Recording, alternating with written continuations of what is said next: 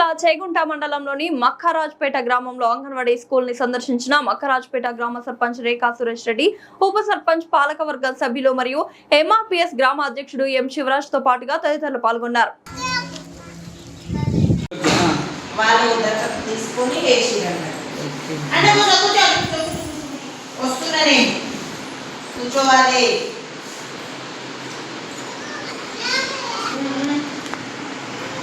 పేరు మంజుల, Makkarajpet anganwadi first centre నాది. మా స్కూల్లో సైగల్ ఫౌండేషన్ వాళ్ళు దత్తత తీసుకొని పెయింట్ అంతా వేయడం జరిగింది. పిల్లలకు చైర్స్ అంత స్కూల్ కలర్ పెయింట్ వేయడం జరిగింది. మా అంగన్వాడీ పిల్లలు స్కూల్ సెంటర్కి 25 మంది పిల్లలు వస్తారు. మేము రోజు పిల్లలకు పొద్దున 10:30 గుడ్డు ఇస్తాం, మధ్యాహ్నం 12కి అన్నం పెడతాము. గర్భవతులు బాలింతలకు ఇక్కడనే అంగన్వాడీ కేంద్రంలోనే భోజనం పెట్టడం జరుగుతుంది.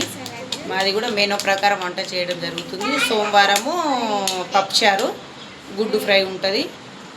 మంగళవారము ఆకుకూర పప్పు, బుధవారం గుడ్డు కూర, ఆకుకూర పప్పు, బేస్తారం పప్పుచారు, శుక్రవారం ఆకుకూర పప్పు, శనివారం కూడా పప్పుచారు ఆకుకూర, బేస్తారము, శనివారం పెరుగు, కూరగాయలతో పాటు పెరుగు కూడా పెట్టడం జరుగుతుంది.